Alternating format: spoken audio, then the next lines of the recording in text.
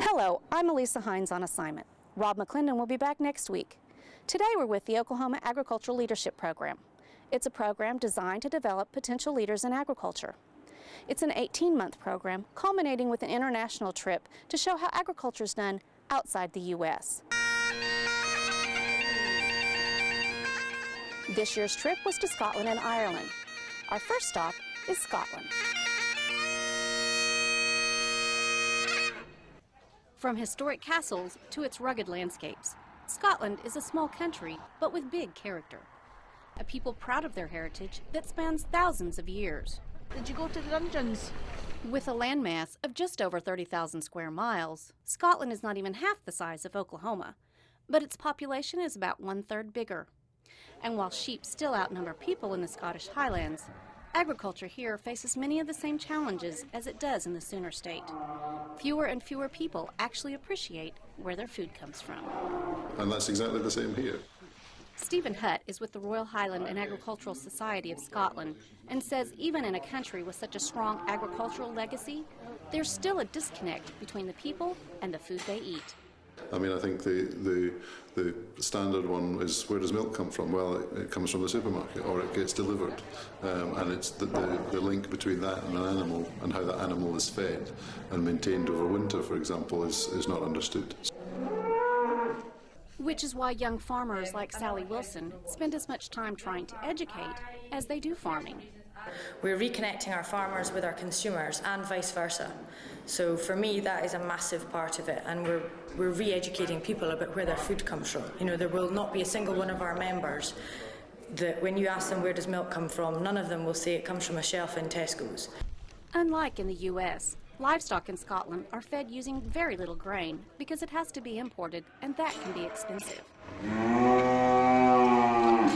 So like centuries before, the animals here graze on what grows naturally and abundantly. A lot of grass feeding, and we base everything on grass because grass is our main crop, and it grows very well, and it grows for a long period of time over the course of the year. So we do a lot of research into the grass and the use of grass and the establishment of grass and everything that goes along with grass management. George Kosar manages the Heartwood Home Farm and says sustainability is increasingly important. The overall institute that I work for does work in a number of different areas, but specifically into sort of land use and the effects of land use on the sort of overall economy and on the environment.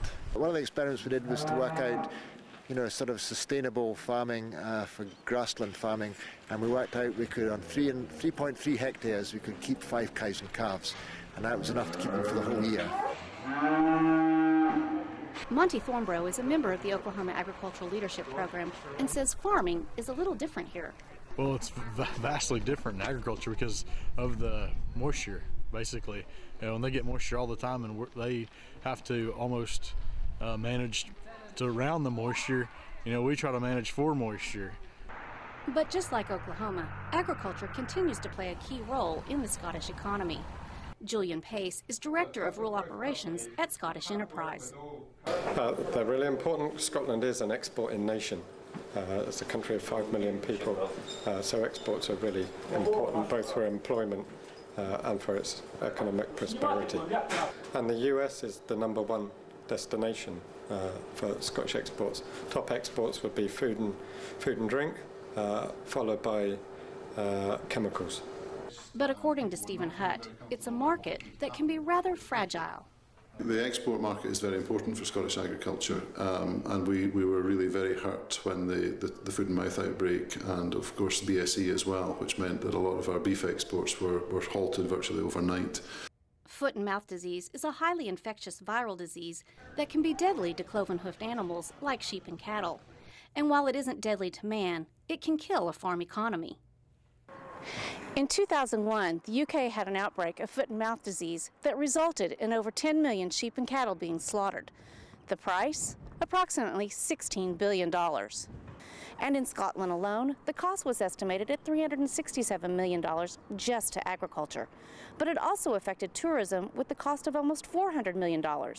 Since that time, controls have been put into place to prevent future outbreaks. We've had a sort of quite a sort of a fright, you might say, at that point. But George says it's a fright that's no longer a threat. Although it didn't directly affect us, subsequently we have now sort of had to go into doing a lot more quarantining and whatnot when we bring animals home. And there are sort of requirements now. You can't sell animals, that if you've brought animals onto a farm, you can't sell animals to somebody else until they've been until there's been a sort of fortnight of sort of to break any potential on and off movements being contaminated. And such stricter controls have helped Scotland's agricultural industry regain its footing. That's coming back now. Markets are opening up, and it's not, as I mentioned, it's not just the direct exports; it's the indirect. And 60 to 70% of Scotland's beef is exported, 90% of its pork's exported. I think you'd be talking about over 90% of its whisky is exported. So significant quantities leave Scotland, and we're quite happy for it to do so.